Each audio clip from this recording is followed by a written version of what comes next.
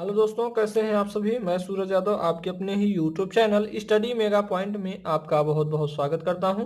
दोस्तों, आज का जो लेक्चर होने वाला है लेक्चर होगा अच्छा है। इसमें हम आपको इसके पहले हमने आपको पावर फैक्टर बताया थी, लीडिंग लैगिंग और यूनिटी पावर फैक्टर जैसे सारी बातें हो चुकी हैं दोस्तों। तो आज का जो लेक्चर होने वाला है इसमें हम पावर फैक्टर से ही रिलेटेड बातें करेंगे। जो हमारा क्या होता है क्या नहीं होता है उसके बारे में थोड़ी जानकारी लेंगे। ठीक है मेरे दोस्तों, तो आज के लेक्चर में हम आपको बताएंगे स्थिर चुंबकीय क्षेत्र उत्तेजन की स्थिति में सिंक्रोनस मोटर के निष्पादन पर लोड का प्रभाव। तो दोस्तों, इसके निष्पादन में मतलब कि लोड का प्रभाव क्या पड़ता है, कैसे पड़ता है, इन सभी चीज़ों के बारे में बताएंगे। उसके पहले मैं आपको बता दूं कि जो लोग टेस्ट दिए हैं वो अच्छे तरीके से टेस्ट नहीं दिए हैं, पहला नंबर।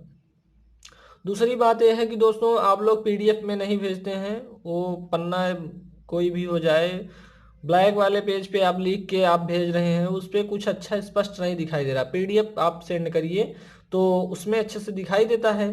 ठीक है, तो आप अगले बार जब टेस्ट देंगे तो सारी चीज़ें पीडीएफ के माध्यम से ही देंगे, क्योंकि सिंक्रोनस जो हमारा सिंक्रोनस मशीन है जल्द ही समाप्त होने वाला है। तो इसका जब टेस्ट होगा दोस्तों तो आप इसका प्रॉपर ढंग से आप पीडीएफ बना के भेजिएगा। ठीक है, अच्छे पेज में आप लोग रफ वाले पेज में बना के भेज देते हैं, लेकिन उससे क्या होता है कि आपकी जो राइटिंग है वो तो भाई खराब होगी ही, लेकिन जो आप लिखे रहते हैं वो समझ में नहीं आता है। ठीक है, तो आइए इस बात को यहीं पे बंद करते हैं। आगे की बात करते हैं कि हमारा स्थिर चुंबकीय क्षेत्र उत्तेजन की स्थिति में सिंक्रोनस मोटर के निष्पादन पर लोड का क्या प्रभाव पड़ता है, इसके बारे में जानते हैं। तो उससे पहले मैं आपको बता दूं कि जो आपका डीसी मोटर में बैक ईएमएफ होता है वो क्या होता है। तो आप लोगों को पता होगा E इक्वल टू या EV इक्वल टू 5 ZNP/16 देखते थे दोस्तों आप लोग। लेकिन यहाँ पे देखेंगे क्या कि डीसी मोटर में जो हमारा उत्पन्न बैक ईएमएफ होता है EV इक्वल टू के एन फाई, यानी के की वैल्यू जो हमारी होगी, जो हमने बताया कि 5 ZNP/16 है। इसमें देखिए एन फाई को छोड़ के बाकी जो चीजें रहेंगी उसको हम क्या कर देते हैं, कांस्टेंट ले लेते हैं। ठीक है मेरे दोस्तों, इसी प्रकार सिंक्रोनस मोटर में भी होगा ईबी इक्वल टू के एन फाई, इस बात को समझना है। और देखते हैं तो ईबी हमारा डायरेक्टली प्रोपोर्शनल एन फाई के होता है, यानी कि हमारा जो अक्षर पद कांस्टेंट पद है उसको हटाते हैं दोस्तों तो आपका क्या आ जाता है, जैसे कि हम प्रोपोर्शनल को हटाते हैं तो एक कांस्टेंट पद जुड़ जाता है। उसी प्रकार यहाँ पे हम प्रोपोर्शनल लगा के एन फाई लिख दिए। ठीक है, आगे क्या है इसमें ये बात भी समझ लीजिए आप लोग। आगे है परंतु सिंक्रोनस मोटर में स्पीड एन भी कांस्टेंट यानी नियत होती है, अतः back EMF magnetic flux phi के समानुपाती होता है। ठीक है, इस बात को आप समझिएगा, यानी हमारा ईवी डायरेक्टली प्रोपोर्शनल क्या कह रहा है, फाई के कह रहा है। और फाई फील्ड करंट आईएफ के समानुपाती होता है, यानी फाई जो होता है डायरेक्टली प्रोपोर्शनल किसके होता है, आईएफ के। ठीक है, इस चीज को अभी लिख देंगे तो कैसे लिखा जाएगा मेरे दोस्तों, इस ढंग से लिखा जाएगा, यानी अतः EV directly proportional to phi, यानी हमारे कहने की बात यह है जो बैक ईएमएफ होता है समानुपाती होता है किसके, फ्लक्स के। ठीक है, और फ्लक्स किसके समानुपाती होता है, हमारा फील्ड करंट के, किसके, फील्ड करंट के। इस बात को समझना है। और ईबी डायरेक्टली प्रोपोर्शनल फाई और फाई डायरेक्टली प्रोपोर्शनल किसके है, आईएफ के है। इस बात को अभी समझ लीजिए। आगे क्या है मेरे दोस्तों, आगे की बातें भी कर लेते हैं। यदि आईएफ को स्थिर रखा जाए, यानी जो हमारा आईएफ है इसको कांस्टेंट रखा जाए तो बैक ईएमएफ भी स्थिर हो जाएगा, यानी हमारा ईबी भी क्या हो जाएगा, कांस्टेंट हो जाएगा। एक्साइटेशन करंट आईएफ को स्थिर रखकर सिंक्रोनस मोटर की परफॉर्मेंस पर लोड का प्रभाव को निम्न तीन स्थितियों में कल्पना की जा सकती है। इसकी तीन स्थितियां हो सकती हैं मेरे दोस्तों, कि जो हमारा एक्साइटेशन करंट आईएफ को स्थिर रखकर सिंक्रोनस मोटर की जो परफॉर्मेंस पर लोड का क्या प्रभाव पड़ता है, इनको हम तीन विधियों से जानते हैं। वो तीन विधियां कौन कौन सी होगी दोस्तों, एक तो होगी आपका नो लोड पे, जिसको आप फ्लोटिंग कंडीशन भी कहेंगे। क्या कहेंगे, फ्लोटिंग कंडीशन भी कहेंगे, जो हमारा नो लोड कंडीशन होता है। तो देखिए नो लोड, और एक होता है लोडेड पे, एक होता है ओवरलोडेड पे। इन सभी चीजों पे हम क्या देखेंगे कि क्या हो रहा है क्या नहीं हो रहा है। आइए देखते हैं पहला वाला, हमारा पहला इसमें क्या है। इसका जो पहला है, जब सिंक्रोनस मोटर या सॉरी जब हमारा सिंक्रोनस मशीन नो लोड पर अल्टरनेटर, अल्टरनेटर को ही आप जनरेटर भी बोलते हैं, एसी जनरेटर भी बोलते हैं। ठीक है मेरे दोस्तों, तो यहाँ पे इसको थोड़ा घबराने वाली बात नहीं है, जो चीजें हैं उनको देख लीजिए आप। अल्टरनेटर को क्या कहते हैं, एसी जनरेटर भी कहते हैं। अल्टरनेटर की तरह कार्य करती है तब load angle alpha, load angle क्या है मेरे दोस्तों, अल्फा जो है वो इक्वल टू हो जाता है जीरो। और प्रेरित ईएमएफ ईवी, जो हमारी ईवी है सप्लाई वोल्टेज वीए के बराबर, वह विपरीत फेज में होता है। क्या होता है, ईवी जो होता है सप्लाई वोल्टेज वीए के बराबर तो होता है, लेकिन क्या होता है, डिफरेंट फेज में होता है, विपरीत फेज में। आगे चलते हैं मेरे दोस्तों, आगे की बातें भी कर लेते हैं यहीं पे। अतः परिणामी वोल्टेज ई आर शून्य होता है, जो हमारा मतलब रिजल्टेंट जो हमारा वोल्टेज होता है वो क्या होता है, जीरो होता है। जिससे आर्मेचर करंट आईए भी शून्य होती है, हमारी जो आर्मेचर करंट होती है वो भी क्या हो जाएगी, शून्य हो जाएगी।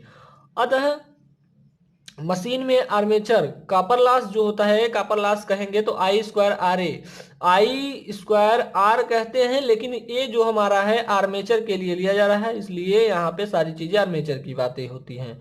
ठीक है, तो बराबर शून्य होता है, यानी हमारा ये जो हमारा कॉपर लॉस है इक्वल टू कितना होता है, जीरो होता है। यानी इसमें हमारा क्या होगा, नो लोड की कंडीशन में हमारा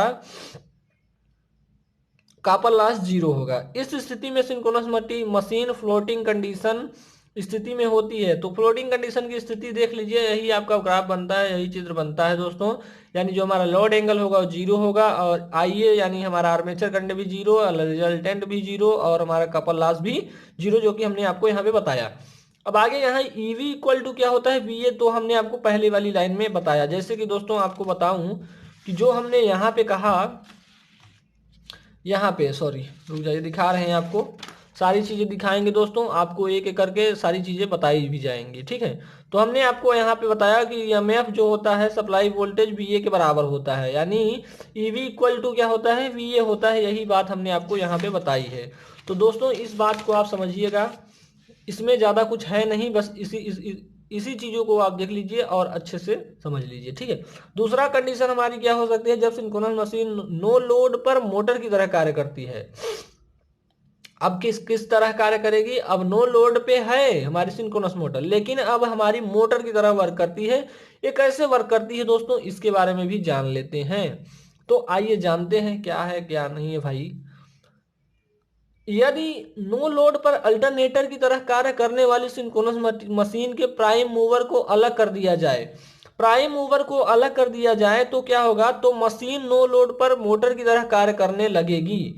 तो दोस्तों आपको इस बात को समझना है कि हमारी नो लोड पर अल्टरनेटर की तरह कार्य करने वाली है। ठीक है, जो हमारी सिंक्रोनस मशीन है वो नो लोड पर अल्टरनेटर की तरह कार्य करने, अगर प्राइम मूवर को अलग कर दिया जाए तो हमारी जो मशीन है नो लोड पर मोटर की तरह वार करती है। यही चीज मतलब बताना है, यही चीज ये बता रहा है। ठीक है, और सप्लाई सोर्स से नो लोड के तुल्य लॉसेस करने लगेगी।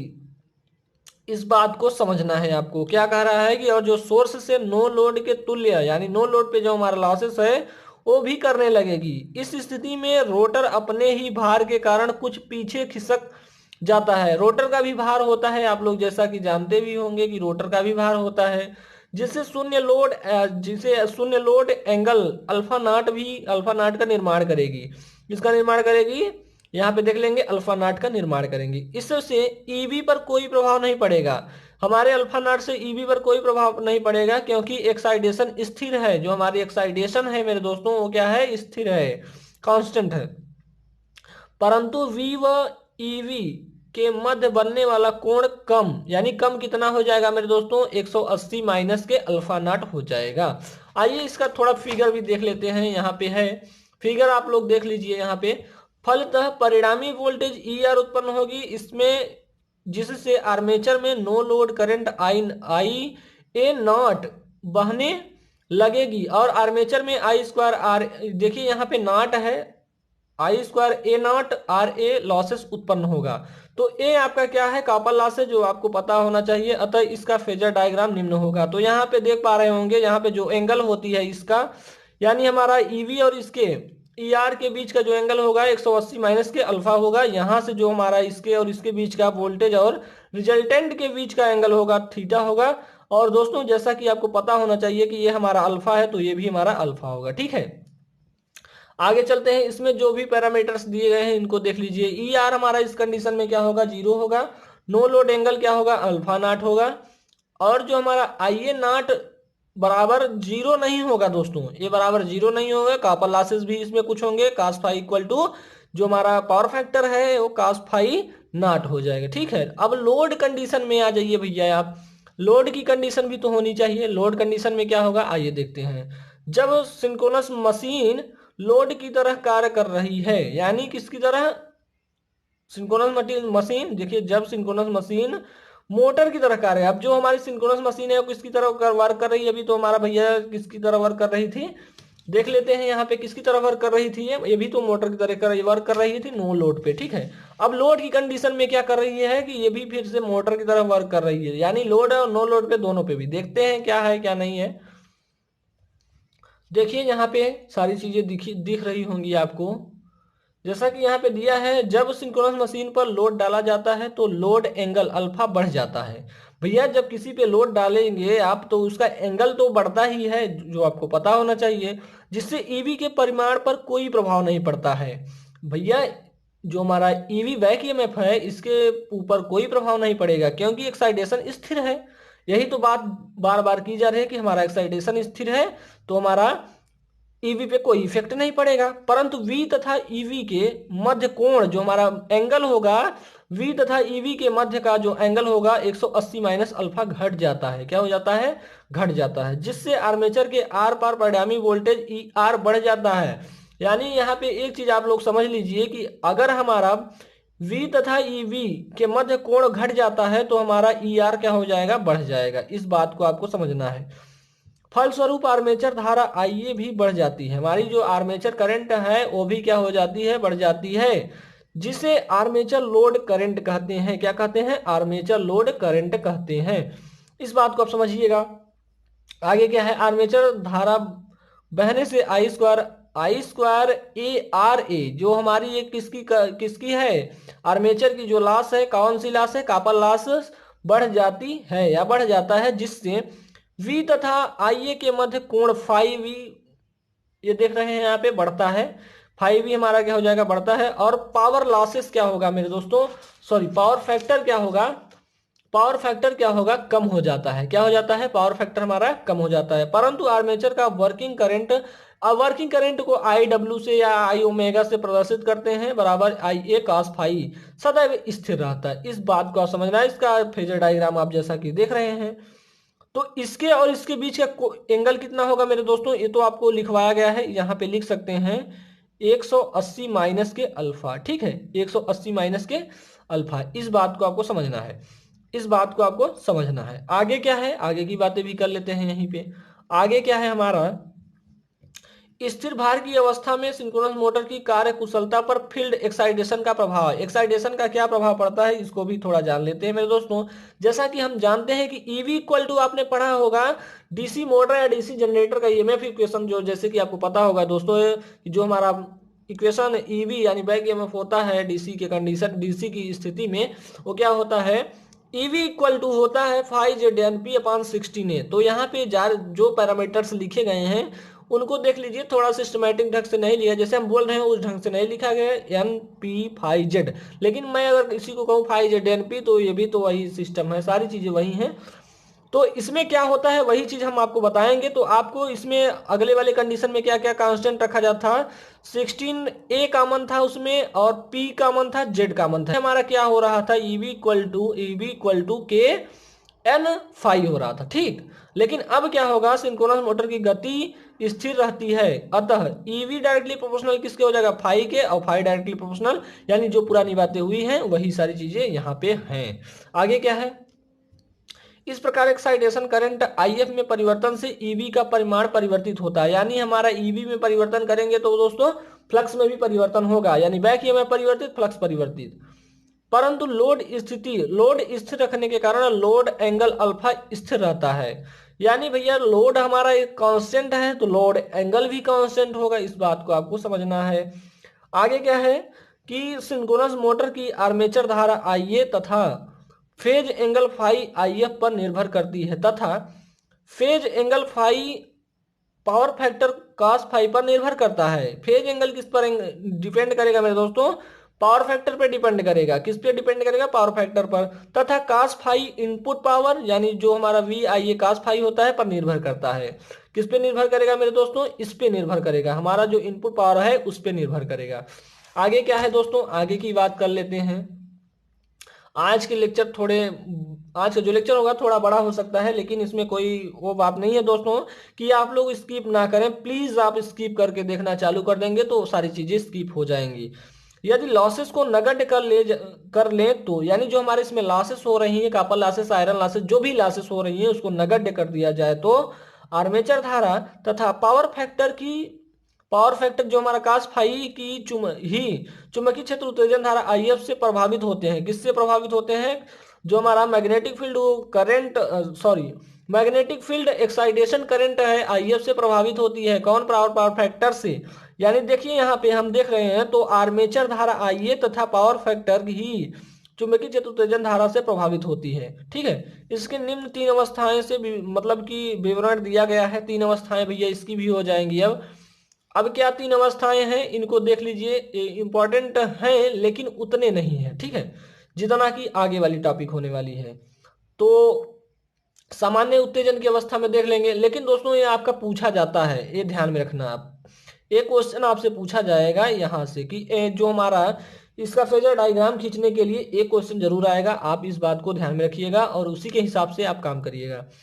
इसमें सिंक्रोनस मोटर की 100% एक्साइटेशन दर्शाया गया है तथा इसमें ईवी का मान सप्लाई वोल्टेज वी के तुल्य होता है। यानी ईवी इक्वल टू किसके हो जाएगा? वी के हो जाएगा। इस बात को आपको समझना है। तथा आर्मेचर धारा आईए का परिमाण कम होता है। आईए का क्या होता है? परिमाण क्या होता है? कम होता है तथा यह सप्लाई वोल्टेज से अति न्यून कोण फाई लैगिंग होता है। क्या होता है? लैगिंग होता है फाई, जिससे power factor cos phi unity के करीब पश्चगामी प्रकृति का होगा। इसमें आपको एक चीज ध्यान में रखना है कि हमारा पावर फैक्टर कैसा है? यूनिटी है, लैगिंग है, लीडिंग है। इस चीज को आपको ध्यान में रखना है।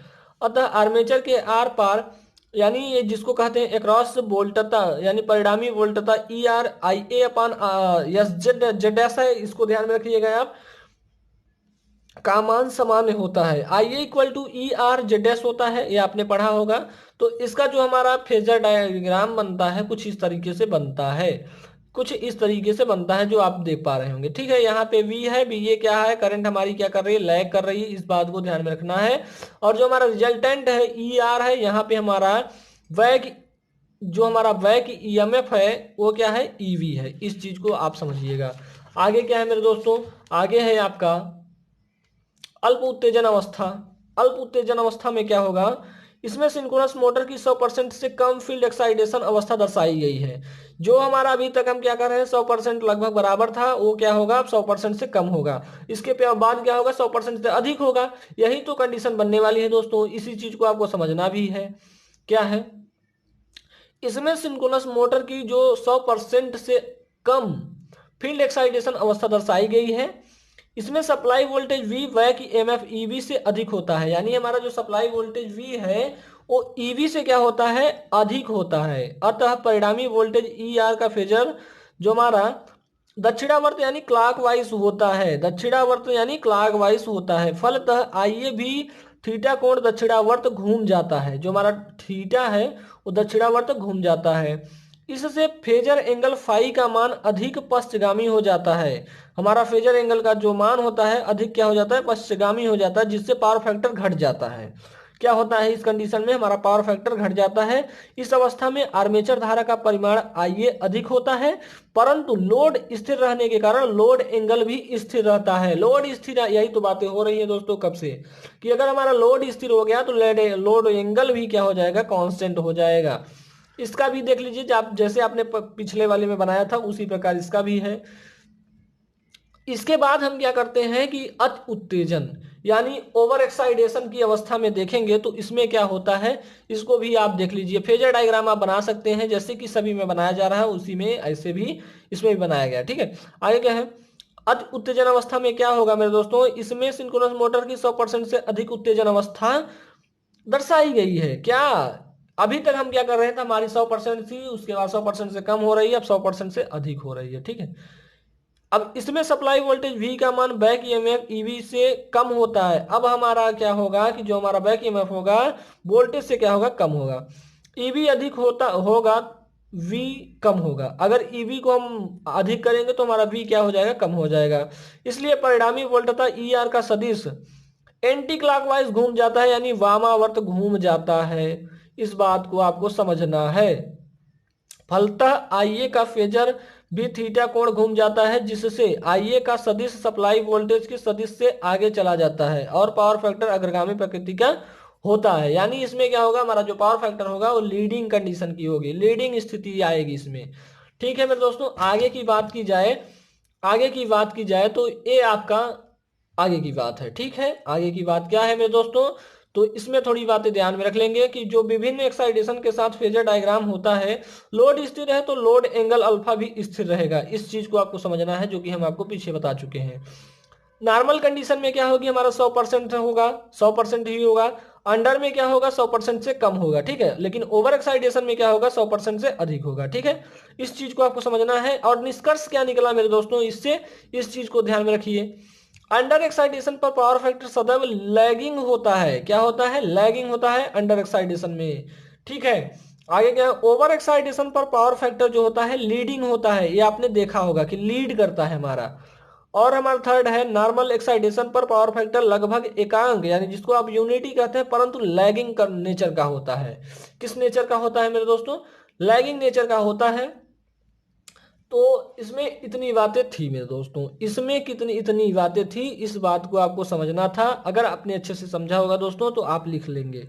ठीक है मेरे दोस्तों, तो आज के लेक्चर में हम इतनी बातें करेंगे। नेक्स्ट लेक्चर में, आगे की लेक्चर में बहुत ही इंपॉर्टेंट होने वाला है दोस्तों, वेरी वेरी वेरी इंपॉर्टेंट। जितना कह लीजिए उतना भी कम है उसके लिए। ठीक है, क्योंकि उसके आने की जो पॉसिबिलिटी है 80% है। ठीक है मेरे दोस्तों, तो इस बात को आप ध्यान में रखिएगा। और जो भी लेक्चर आप चालू करिए, शुरू से लेकर अंत तक देखिए, सारी चीजें आपको समझ में आएगी। जिससे क्या होगा कि आपका जो एग्जामिनेशन होगा उसमें अच्छा नंबर आएगा। और क्या, इससे ज्यादा कुछ नहीं होने वाला है दोस्तों। तो चलिए आज के लिए इतना ही, मिलते हैं आपसे नेक्स्ट लेक्चर में। जय हिंद, जय भारत।